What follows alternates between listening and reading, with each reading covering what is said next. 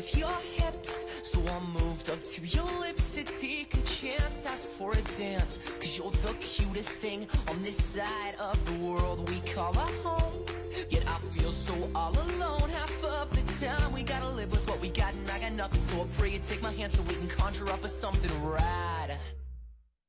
And you could move on with your whole life, just like you do, just like you should be to do too. But you could make everything alright. We know what you do, because ever since the first time all I thought about was loving on you. So I moved to the dance floor with instincts and nothing more. Sean bienvenidos a un programa más aquí en Punto UDG, las voces de la universidad.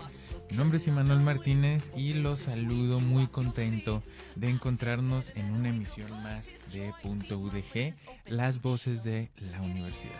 Hoy es viernes, fin de semana, 14 de noviembre y bueno, antes de empezar me gustaría mandar saludos a todo el equipo humano que hace posible este programa, a Elia Macías en la subdirección regional, a mi compañero en producción Silvestre Cañil, Luis Ángel Hernández en controles operativos y transmisión de Facebook Live, a Ángel de Jesús en la asistencia técnica que nos acompaña aquí del servicio y bueno, a Benito Villaseñor en pauta y continuidad. Recordarles que tenemos los teléfonos para que nos hagan llegar sus comentarios al 317-38-5031 y 317-38-265-32. Vía internet nos encuentran en el apartado de podcast en udgtv.com/Radio UDG /Outland, Facebook Radio Universidad Outland 102.3, X e Instagram como @Radio UDG Outland. Y si se les pasó alguno de los en vivos que hacemos y transmitimos en Facebook, lo pueden encontrar en nuestro canal de YouTube XHANU Radio UDG Outland.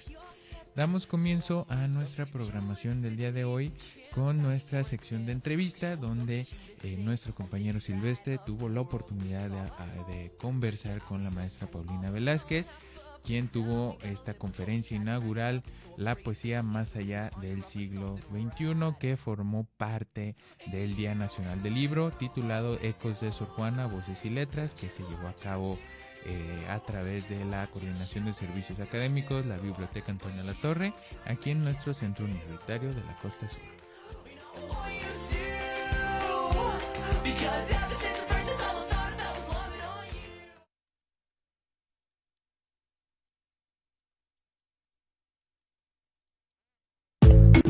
Punto UDG es entrevista.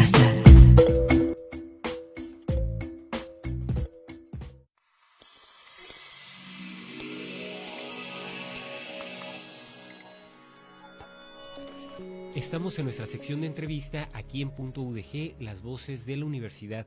En esta ocasión tenemos información también interesante en este programa acerca de actividades que se desarrollan en el Centro Universitario de la Costa Sur.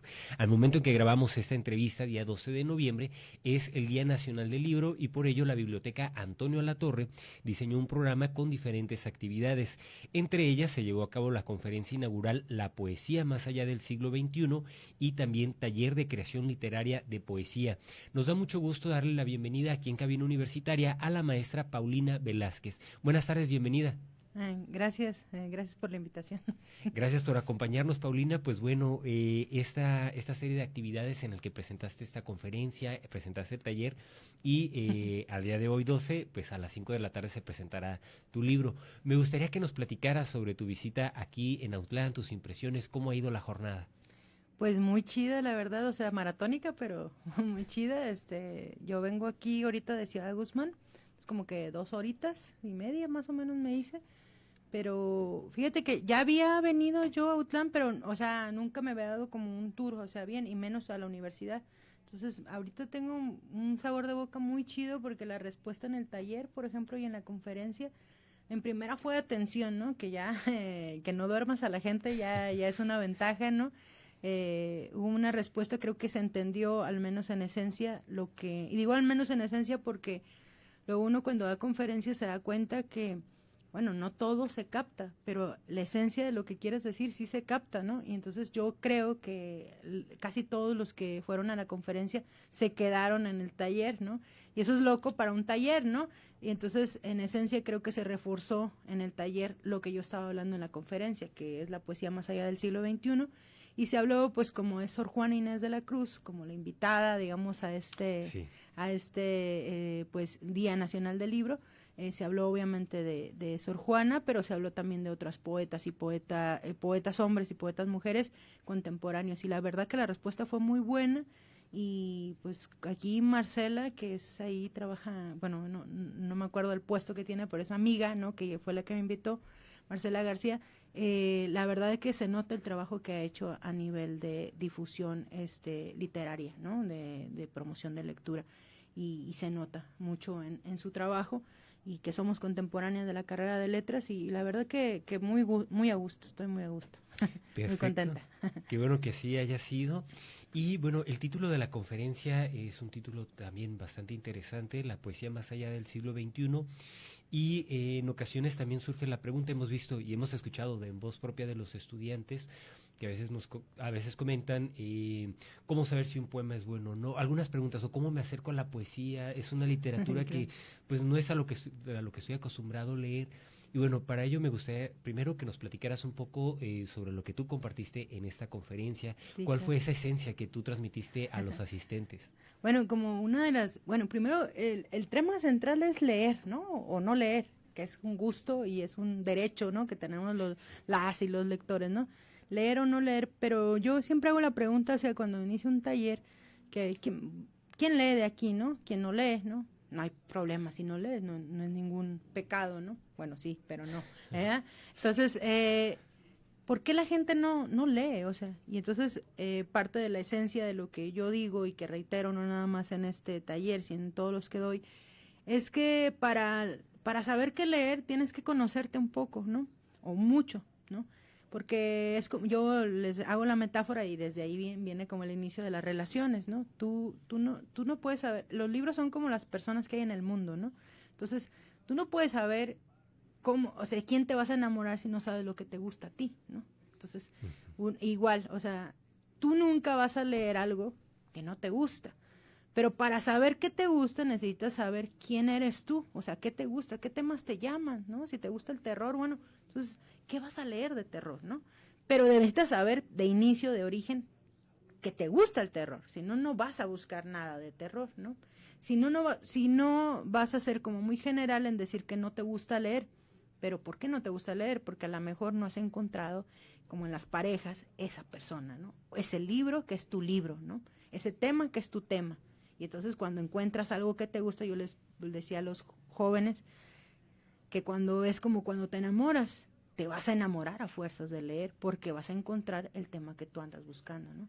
Y esa es una de las esencias y a grandes rasgos de lo que yo dije. Y otra cosa muy importante que es que entendamos que sí, hay escamas a veces en la literatura, por ejemplo, de Sor Juana Inés de la Cruz, por el vocabulario, por las usanzas que ya no se usan, ¿no? Las formas, las rimas y todo eso. Pero le dijo, pero quitando el prejuicio de la época, leímos 3 poemas en la conferencia en la conferencia sobre Sor Juana, leímos 3 poemas de Sor Juana, y entonces te das cuenta que es súper contemporánea, ¿no?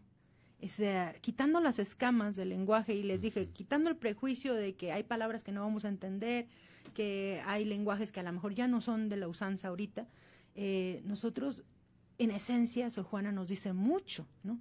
Y nos dice mucho de lo que pasa ahorita, de lo que sentimos nosotros, pues, ¿no?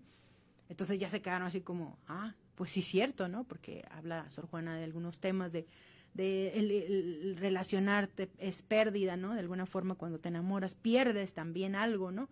Entonces todos estos temas les interesaron. ¿Por qué? Porque llevan a un contexto actual, ¿no? Que al final la buena literatura no pierde su poder, ¿no? Se sigue regenerando. Y esto es básicamente lo que yo pienso bueno, lo que trato de transmitir a la hora de promover literatura, que tenemos que quitarnos ciertos prejuicios a ciertas cosas de decir, no, es que tenemos que saber más debemos darle chance a la literatura, ¿no? Y también otra cosa que, ya para terminar de este tema, me parece muy importante, que yo lo reiteré varias veces ahorita en la conferencia y en el taller, es que a la hora de tú leer, tú no tienes que saber todo, ¿sí? O sea, mucha gente ha escuchado que dice, es que leí, pero no entendí, no entendí lo que leí.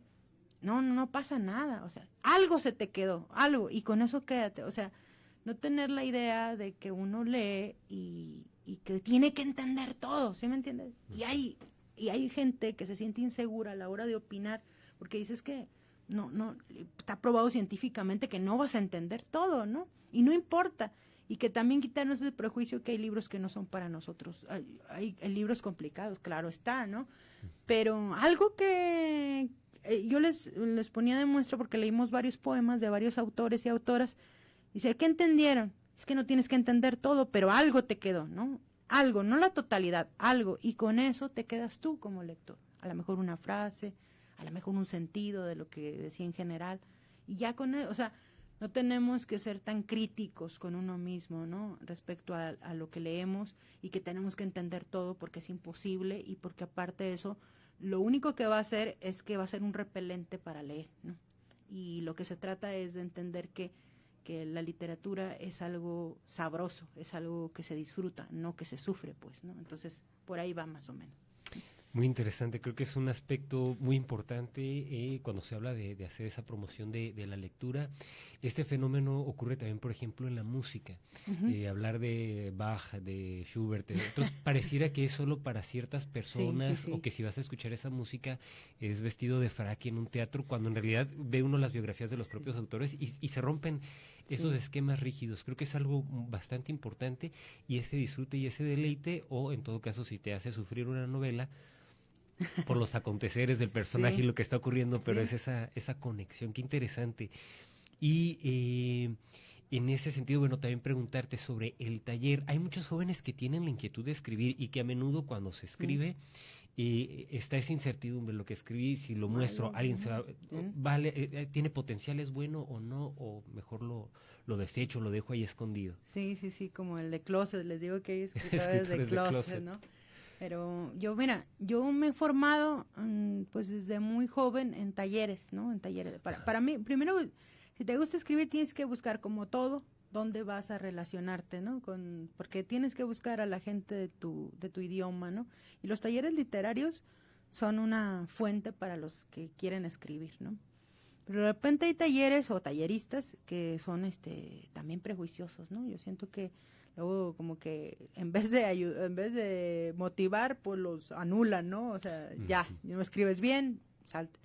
Pero esos son los malos talleristas para mí, ¿no? Yo pienso que un tallerista no juzga, ¿no? Una vez, yo siempre he dicho, depende del sapo la pedrada, ¿no? O sea, yo soy crítica, obviamente, y a veces a amigos los destrozo, ¿no? Pero ya llevamos una formación muy, muy cimentada y nos hemos formado en el tiempo, ¿no? Ya sé qué le voy a decir, por qué le voy a decir eso, porque ya no le voy a pasar ciertas cosas porque ya sé que la sabe, ¿no? Pero a alguien que va empezando a escribir, obviamente no te puedes poner en esa posición y debes de recordar, y era lo que yo le decía a algunos colegas, que de dónde viene uno, ¿no? O sea, yo no empecé a escribir bien, o sea, empecé escribiendo mal, ¿no? Entonces tienes que, eso es como inicio para un tallerista, un buen tallerista creo que tiene que tener esa inteligencia, ¿no?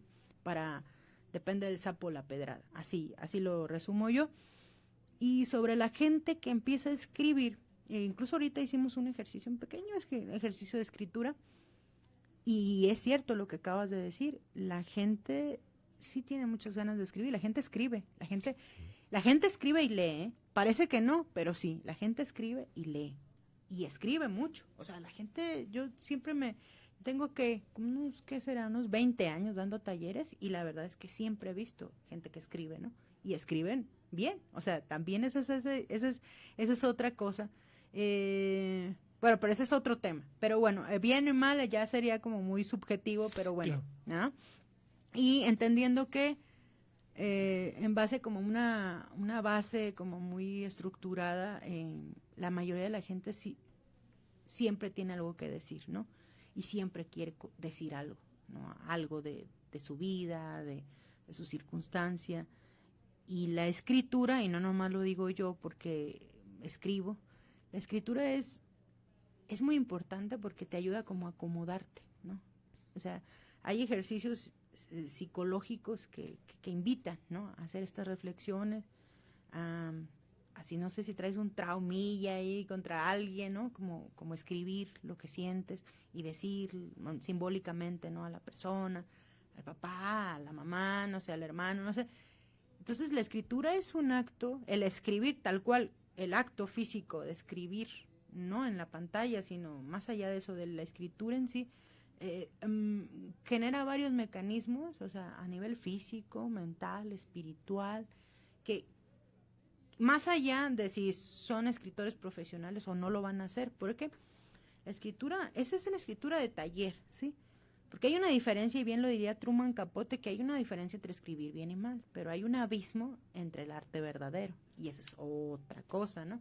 Entonces, pero yo estoy hablando de los talleres, lo que se provoca, porque la literatura, si alguien me pregunta, yo soy escritora, y si a mí me preguntaras, ¿tú recomendarías que alguien fuera escritor? Yo diría que no le recomiendo este camino, y yo siempre lo he dicho, o sea, pues ya ser profesional, para ser profesional ya es otro show. O sea, estamos hablando de gente que le gusta escribir y yo incito a que escriban.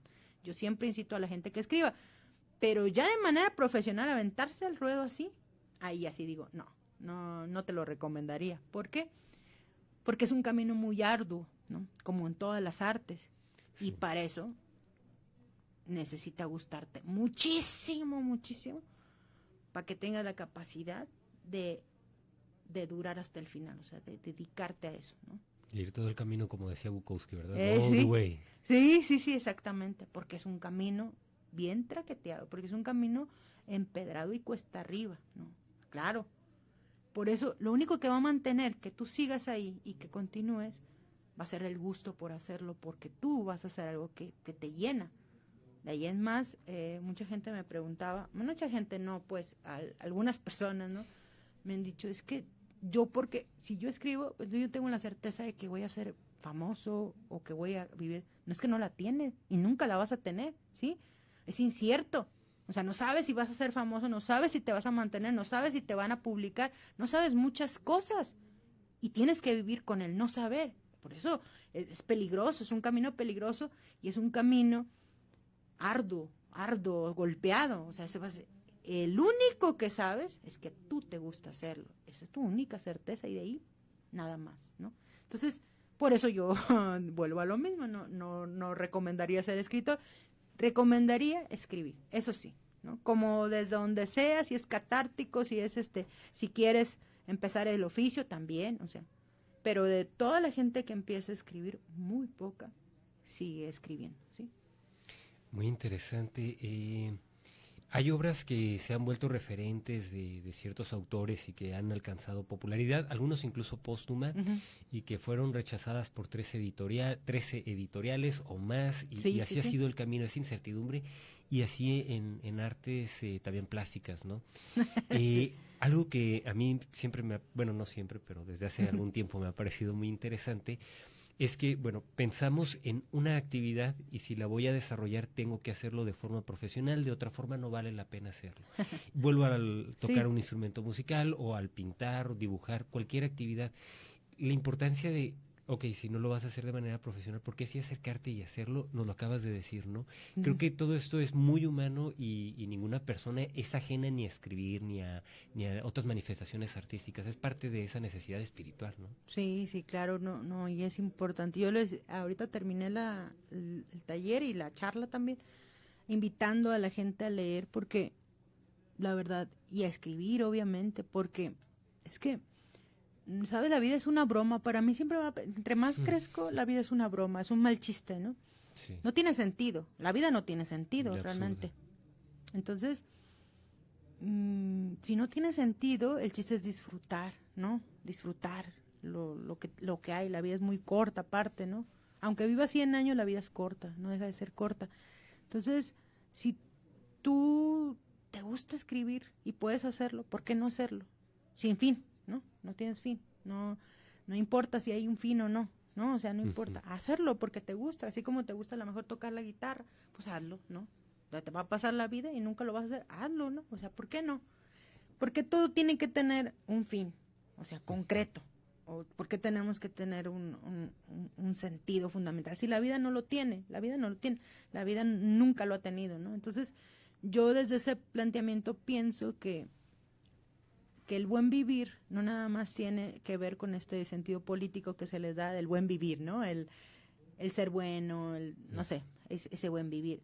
Sino el buen vivir también tiene que ver con plantarte sobre la tierra. Y yo decía hace rato una frase que me gusta muchísimo de Clarice Lispector, una escritora brasileña, que dice que no ser devorado es como la obligación de toda una vida, no ser devorado, ¿no? Existir con fuerza requiere de esfuerzo, ¿no? La lectura, como cualquier otra actividad, requiere de esfuerzo. O sea, decía ¿quién decía? El otro día estaban entrevistando a Tessa Ia, es una cantante, ¿no? Sí. Tessa Ia, que decía que le estaban entrevistando precisamente a Luis, y dice, es que uno no tiene el tiempo para leer, uno se da el tiempo. Sí, también, tienes que darte el tiempo para leer, no es que el libro se vaya a abrir solo y vaya a llegar con alas y te vaya a posar aquí, ¿no? ¿Para qué? A ver, por favor, léeme. No, o sea, tú no tienes el tiempo, tú te haces el tiempo, ¿no? Pero una vez que te haces el tiempo y una vez que tienes esa conexión, como cuando te enamoras, que tienes esa conexión fuerte con una persona, fuerte con un libro, fuerte con una lectura, llega algo bien mágico, bien hermoso, ¿no? Que te llena y te hace diferente y te hace ver la vida desde otro punto y te hace ver a los personajes que rodean tu vida desde otros ángulos, a tus papás, a todo. Ya no ves la vida simple, ¿no? Ves la vida compleja, y entiendes a entender más a los otros también, porque ya te das cuenta que a través de los personajes, a través de las palabras, te das cuenta que de las historias, que la vida no es algo fácil o blanco o negro, la vida es compleja, ¿no? Que cada persona tiene una historia compleja y que tú no puedes juzgar, te haces más humano, pues te acercas más a tu humanidad y entonces eso sí te hace mejor persona, por el simple hecho de ser más humano, ¿no? Y la necesitamos porque históricamente lo tenemos, no nomás es de esta época, pero hace falta muchísima humanidad, muchísima. Y hace falta estar alerta, y hace falta ser más críticos, y hace falta ser más, ¿cómo se dirá? Ser más empáticos, ¿sí? Hace falta, o sea, hay una necesidad, como si fuéramos esponjas secas, necesitamos, por eso les dije yo a los jóvenes, si ustedes quieren ser rebeldes, la literatura es la forma más acertera de ser rebeldes, ¿no? El poder que tiene una pluma. Sí, entonces, claro que necesitamos leer, sí. Perfecto, maestra Paulina Velázquez, en Radio El Tiempo se va rapidísimo, sí. Llega el momento de que nos despidamos, muchas gracias por acompañarnos en esta entrevista. Sí, gracias por la invitación, a la universidad. Yo le doy muchas gracias a March porque pues es mi amiga, me invitó y ya teníamos tiempo que queríamos hacer una presentación del libro y todo esto, entonces qué chido que en el 12 de noviembre, ¿no? Gracias por la invitación. Muchas gracias.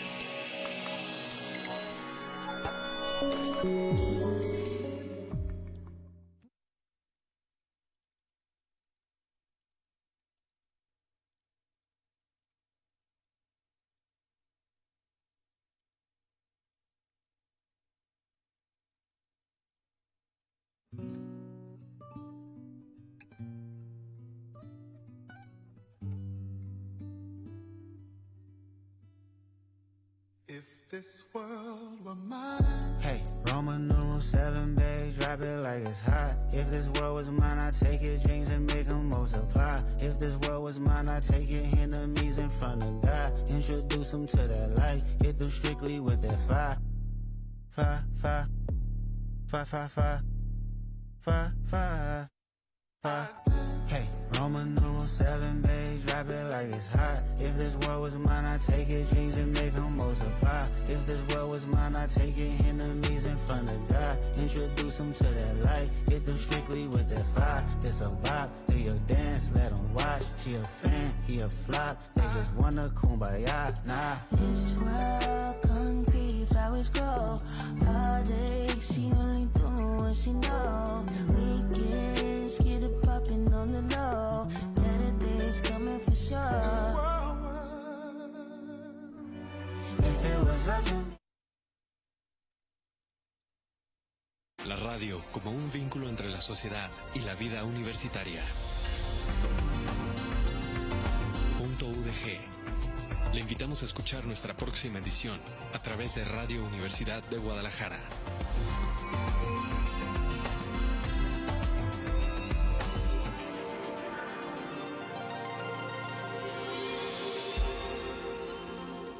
XHANU, Radio Universidad de Guadalajara en Autlán de la Grana, 102.3 FM, www.radio.udg.mx.